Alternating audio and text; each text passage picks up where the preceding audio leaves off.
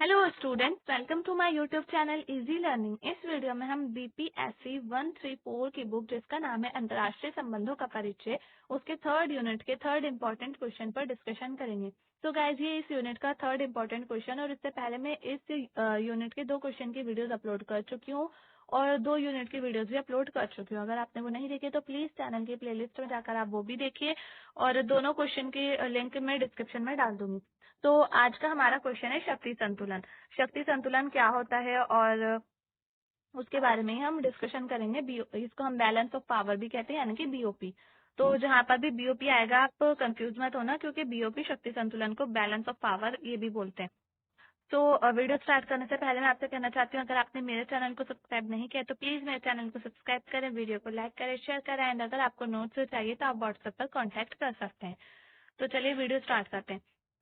हमारा जो टॉपिक है वो शक्ति संतुलन है। तो इसमें बताया जाएगा कि यथार्थवादी शाखा जो है वो स्कूल अंतर्राष्ट्रीय संबंधों में शक्ति संतुलन के विचार और व्यवहार को बहुत महत्व देती है। यथार्थवादी जो एक दृष्टिकोण है वो शक्ति संतुलन को बहुत ज्यादा इम्पोर्टेंट मानता है, और उसके जो विचार है, उसका जो व्यवहार है, उसको भी बहुत ज्यादा इम्पोर्टेंस देता है। शक्ति संतुलन का सिद्धांत राज्यों के मध्य संबंधों को सबसे महत्वपूर्ण और मौलिक सिद्धांत रहा है। मतलब राज्यों के बीच जो संबंध होते हैं, मौलिक सिद्धांत होते हैं, उनके लिए सबसे ज्यादा इम्पोर्टेंट रहा है शक्ति संतुलन का सिद्धांत। ये सिद्धांत पिछले कई सदियों तक यूरोप की अंतर्राष्ट्रीय राजनीति में महत्वपूर्ण भूमिका निभाता रहा है। अब इसके बाद मार्टिन राइट के अनुसार ये अंतर्राष्ट्रीय राजनीति का यथासंभव मूल सिद्धांत है। तो मार्टिन ईस्टन कहते हैं कि जो शक्ति संतुलन है वो अंतर्राष्ट्रीय राजनीति का एक मूल सिद्धांत है। मूल सिद्धांत मतलब कि बेसिक थ्योरी है ये। शक्ति संतुलन का अभिप्राय है कि विभिन्न राज्यों की शक्ति दो पक्षों में लगभग समान रूप से बटी रहे। शक्ति संतुलन वर्ड से आपको समझ में आ रहा होगा, मतलब कि शक्ति का जो है समान रूप से विभाजन होना। हर राज्य में ऐसा नहीं हो कि किसी राज्य को ज्यादा शक्ति दी जाए, किसी राज्य को कम शक्ति दी जाए। सभी राज्यों में बराबरी से बराबर से शक्ति को बांट देना, तो वो हमारा शक्ति संतुलन होता है। कोई भी एक पक्ष या एक राज्य दूसरे राज्यों पर हावी ना हो, इतना शक्तिशाली ना हो कि वे दूसरे पर हमला करने, उसे दबाने या हराने में समर्थ हो। सो आई होप समझ आ गया होगा, बहुत इजी लैंग्वेज में लिखा हुआ है। इस प्रकार विभिन्न राज्यों में संतुलन बना रहना चाहिए, तो यही हमारा शक्ति संतुलन होता है। जब सभी राज्यों में संतुलन बना रहेगा, किसी के पास ज्यादा शक्ति ना हो, किसी के पास कम शक्ति ना हो, सबके पास बराबर शक्ति हो, वो शक्ति संतुलन होता है। अब इसके बाद हम शक्ति संतुलन की किन किन लोगों ने परिभाषाएं दी है इसके बारे में हम डिस्कशन करते हैं। तो सबसे पहले आइनेस क्लाड ये कहते हैं शक्ति संतुलन एक ऐसी व्यवस्था है जिसमें विभिन्न स्वतंत्र राष्ट्र अपने आपसी शक्ति संबंधों को बिना किसी बड़ी शक्ति के हस्तक्षेप के स्वतंत्रता पूर्वक संचालित करते हैं। ये समझ में आ गया होगा आपको। जॉर्ज श्वार्जर बर्जर ये कहते हैं कि शक्ति संबंधों में संतुलन, तुल्य भागिता या कुछ सीमा तक स्थिरता है, जो अनुकूल परिस्थितियों में राज्य द्वारा की गई संधियां किसी दूसरे साधनों में उत्पन्न होती हैं। अब इसके बाद फै कहते हैं शक्ति संतुलन का अर्थ राष्ट्र के परिवार के सदस्यों की शक्ति न्यायपूर्ण तथा संतुलित तुल्य भारिता, जो किसी राष्ट्र को दूसरे राष्ट्र पर आसानी अपनी इच्छा लादने से रोक सके। तो आप किसी भी एक ही कर लेंगे, तो आपका जो एग्जाम है किसी भी एक या दो की जो आपको इजी लगे, आप वो वाली जो परिभाषा है वो लर्न कर लीजिएगा। आपका एग्जाम जो है इजीली हो जाएगा, आपको अच्छे मार्क्स भी मिल जाएंगे। अब शक्ति संतुलन की प्रकृति क्या होती है इसके बारे में हम डिस्कशन करेंगे। तो सबसे पहले जो शक्ति संतुलन की प्रकृति है वो है अस्थायी और स्थिर। तो बीओपी अल्पकालिक है और देश अपने राष्ट्रीय हितों की सेवा के लिए लगातार अपनी निष्ठाओं और गठजोड़ों को बदलते रहते हैं। तो ये इसीलिए ही अस्थायी होती है और अस्थिर भी होती है। आवश्यक सक्रिय हस्तक्षेप बीओपी की प्रकृति की तरफ से उपहार नहीं है। बीओपी प्रकृति की तरफ से उपहार नहीं है। इसे राजनीतिक नेताओं के सक्रिय हस्तक्षेप के साथ बनाया जाता है। तो शक्ति संतुलन जो होता है वो बनाया जाता है, वो जो है प्रकृति की तरफ से नहीं मिली है। तो जब जो राजनीतिक नेता होते हैं वो सक्रिय रूप से काम करते हैं, हस्तक्षेप करते हैं, तभी शक्ति संतुलन बनाया जा सकता है। अब है युद्ध बीओपी के उत्पादकता का परीक्षण करते हैं। बीओपी जो है, बीओपी युद्ध के प्रकोप को रोकता है। मतलब कि जो शक्ति संतुलन होता है, उस अगर सभी राज्यों में बराबरी से शक्ति बटी होगी तो उससे शक्ति जो है युद्ध होंगे ही नहीं। तो इसलिए यहाँ पर बताया जा रहा है कि जो बीओपी है, शक्ति संतुलन, बैलेंस ऑफ पावर है, वो युद्ध के प्रकोप को रोकता है। और जब युद्ध होता है बीओपी टूट जाता है, बैलेंस ऑफ पावर जो है वो टूट जाती है। शक्ति का उपकरण शांति का उपकरण नहीं। तो बीओपी जो है वो अस्थिर अंतर्राष्ट्रीय स्थिति के कारण होता है। यहाँ शांति की कोई गारंटी नहीं होती। अब है बड़ी शक्तियां प्रमुख खिलाड़ी हैं। तो बीओपी को बनाने में और बनाए रखने में मजबूत शक्तियां मुख्य खिलाड़ी हैं, जबकि छोटी शक्तियां या तो सहयोगी भागीदार हैं या फिर दर्शक या फिर खेल के शिकार।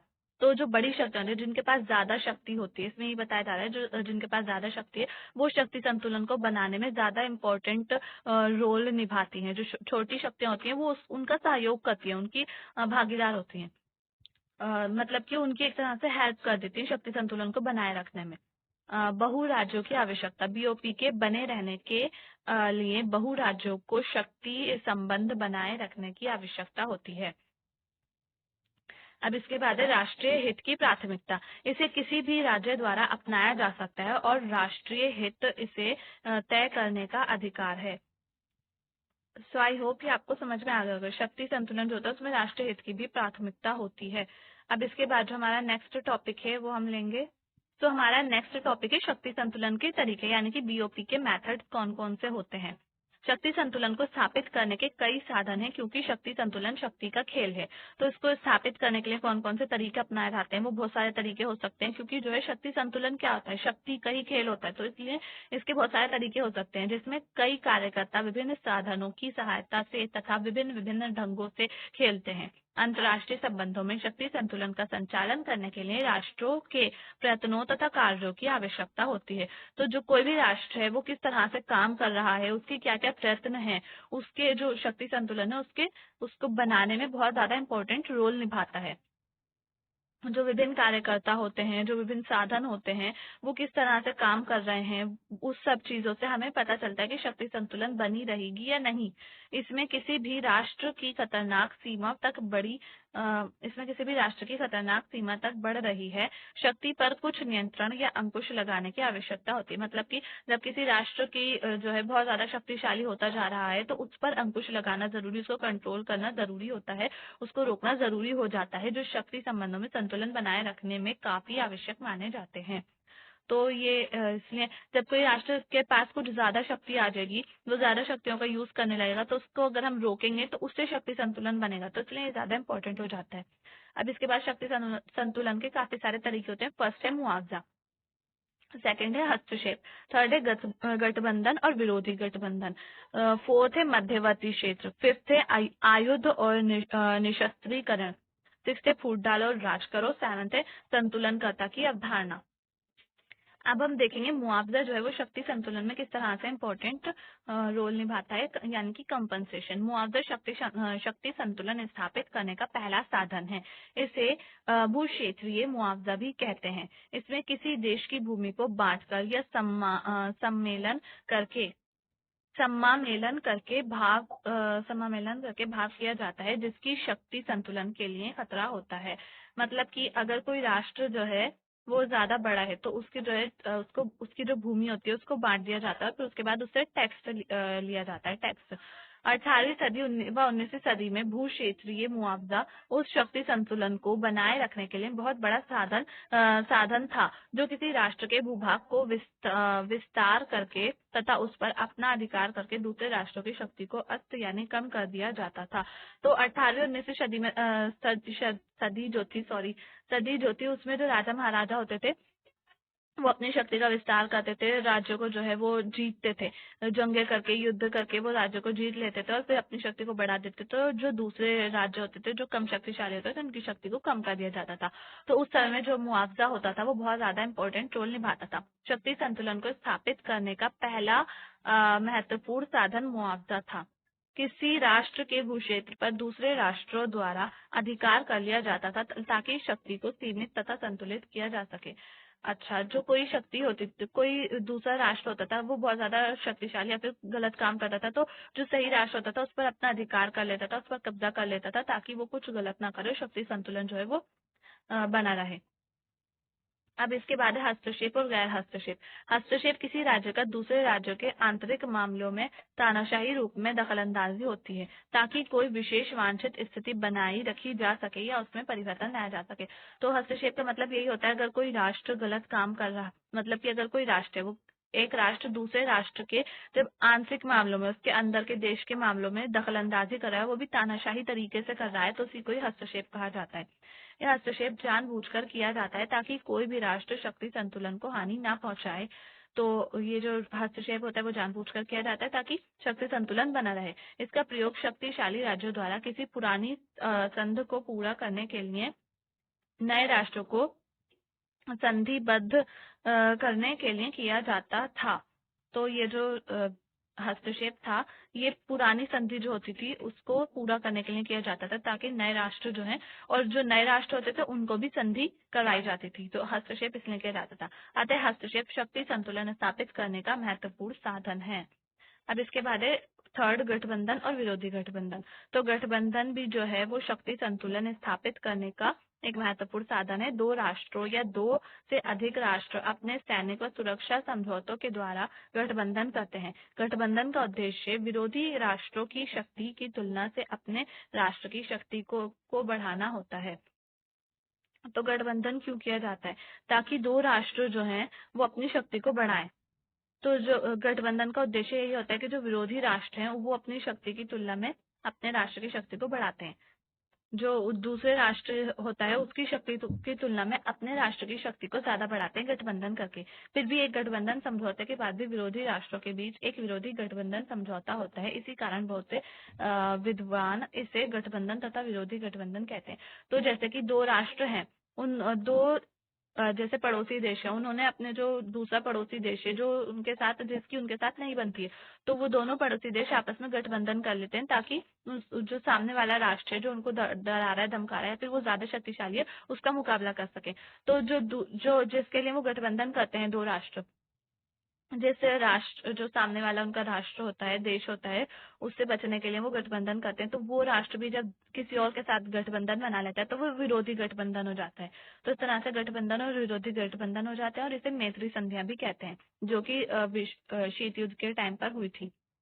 अब है मध्यवर्ती क्षेत्र। दो विरोधी राज्यों के बीच एक मध्यवर्ती राज्य की स्थापना की जाती है, जिसे मध्यवर्ती क्षेत्र कहा जाता है। मतलब कि अगर दो विरोधी राज्य है तो उनके बीच में जो है एक बफर जोन होना चाहिए, बफर जोन बनाया जाता है, और ताकि जो है उन दोनों की लड़ाई ना हो सके। ये मध्यवर्ती क्षेत्र कमजोर होता है, लेकिन ये दोनों विरोधी राज्यों के बीच राजनीतिक दृष्टि से महत्वपूर्ण होता है। जैसे कि हमारे भारत में भी है, भारत और चाइना के बीच में तिब्बत एक जगह जो है वो। तो ये ऐसा जो मध्यवर्ती क्षेत्र जो होता है ना वो कमजोर होता है, लेकिन वो राजनीतिक तौर से दोनों राज्यों के लिए बहुत ज्यादा इम्पोर्टेंट होता है। दोनों विरोधी राज्यों में जो राज्य शक्तिशाली होता है वह इस मध्यवर्ती क्षेत्र को अपने क्षेत्र में लाना चाहता है और इसे बहुत महत्वपूर्ण समझता है, और दूसरे किसी भी शक्तिशाली राज्य को ऐसा करने की आज्ञा नहीं होती। जैसे कि चाइना ने किया था, वो तिब्बत को अपने अंदर में लाना चाहता था 1965 में जो जंग हुई थी, इसीलिए ही हुई थी। अतः मध्यवर्ती क्षेत्र भी शक्ति संतुलन स्थापित करने का महत्वपूर्ण साधन है, क्योंकि इस क्षेत्र का काम दो बड़ी शक्तियों को अलग अलग रखने तथा उनके बीच टकराव को कम करके उनके बीच संतुलन बनाए रखना है। अब इसके बाद है शस्त्रीकरण या फिर निशस्त्रीकरण। सभी राष्ट्र सरकार शस्त्रीकरण का मतलब पहले मैं आपको बता देती हूँ। शस्त्रीकरण होता है हथियारों को बनाना, निशस्त्रीकरण हथियारों को ना बनाना, उन पर रोक लगाना।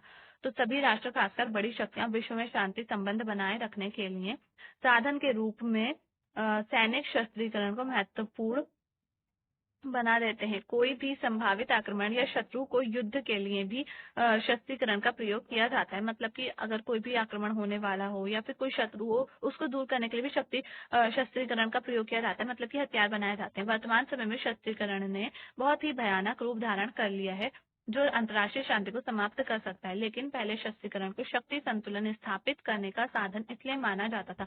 मतलब कि वर्तमान में जो है वो शस्त्रीकरण जो है वो शक्ति संतुलन का साधन नहीं है, लेकिन इसको पहले माना जाता था। क्यों माना जाता था वो हम अभी आगे पढ़ेंगे।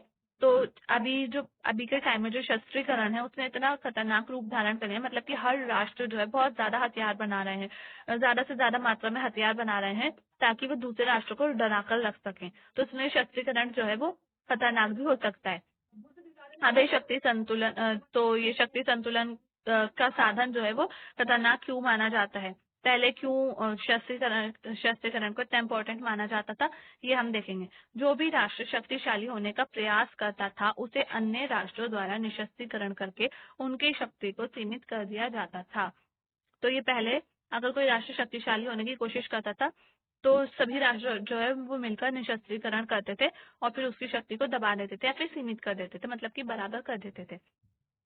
अब फूट डालो राज करो, इसके बाद फूट डालो राज करो ये एक नीति है जिसमें शत्रु को कमजोर किया जाता है। तो इससे भी शक्ति संतुलन होता है। जब हम अपने शत्रु को कमजोर कर देंगे फूट डालकर तो जो है शक्ति जो है वो बनी रहेगी, बराबर हो जाएगी। इस नीति को उन सभी राष्ट्रों ने अपनाया जो अपने विरोधी राष्ट्रों में फूट डालकर उन्हें कमजोर करना चाहते थे, जैसे जर्मनी के लिए फ्रांस की नीति, यूरोप महाद्वीप के लिए ब्रिटिश की नीति, यूरोप के लिए पूर्व सोवियत संघ की नीति। तो ये सारे आपको एग्जाम्पल से समझ में आ गया होगा, भारत में भी ब्रिटिश ने ऐसे किया था। अब है संतुलनकर्ता की अवधारणा। तो शक्ति संतुलन की व्यवस्था एक तराजू के समान दो पल्लड़े होते हैं जिसमें एक तीसरा तत्व संतुलनकर्ता का होता है। संतुलनकर्ता एक ऐसा राष्ट्र या राष्ट्रीय समूह होता है जो दो विरोधियों या शत्रुओं की नीतियों से अलग होता है। तो जैसे कि दो विरोधी समूह हैं और उनके बीच में एक संतुलनकर्ता होता है जो उनके दोनों की साइड, मतलब किसी भी एक की साइड नहीं होता है, वो बीच में होता है। इसी कारण कार्ल फ्रेडरिक संतुलनकर्ता को हंसता हुआ तीसरा दल कहते हैं। संतुलनकर्ता दोनों विरोधी राष्ट्रों के बीच संतुलन के लिए प्रलोभन यानी कि चारा या लोभ पैदा करता है और हर एक विरोधी दल हंसते हुए तीसरे दल यानी संतुलनकर्ता का समर्थन करने की कोशिश करता है। मतलब कि दोनों दलों के बीच जो है वो संतुलन करने की कोशिश करता है संतुलनकर्ता, और लालच देता है वो उसके लिए, और जो दोनों विरोधी दल होते हैं वो भी उसकी बात मानते हैं। 16वीं से 18वीं शताब्दी तक ब्रिटिश को यूरोपीय महाद्वीप का संतुलनकर्ता भी कहा जाता था। यूरोपीय महाद्वीप जो है उसमें ब्रिटिशर्स ने ऐसे ही राज करना शुरू किया था और जो है वो इसी तरह से उन्होंने अपनी शक्ति फैलाई थी। इन साधनों का प्रयोग राष्ट्रों ने क्षेत्रीय तथा विश्व स्तर खास शक्ति संतुलन बनाए रखने के लिए किया है। 19वीं तथा 20वीं शताब्दी के पूर्वार्ध में इन सब विधियों का प्रयोग यूरोप द्वारा शक्ति संतुलन स्थापित करने के लिए किया गया था। वर्तमान समय में शक्ति संतुलन की उपयोगिता कम हो गई है लेकिन इसका महत्व कम नहीं हुआ है। तो पुराने टाइम में यानी कि 19वीं और 20वीं शताब्दी में जो है यूरोप ने किया था अपना शक्ति संतुलन स्थापित करने के लिए इन सारी विधियों का उपयोग। तो शक्ति संतुलन का जो महत्व है वो आज के टाइम में तो कम हो गया है लेकिन पहले के टाइम में बहुत ज्यादा था। तो गाइस हमारा क्वेश्चन यहीं पर फिनिश होता है। अगर आपको वीडियो पसंद आए तो प्लीज वीडियो को लाइक करें, शेयर करें, चैनल को सब्सक्राइब करना ना भूलें। थैंक्स।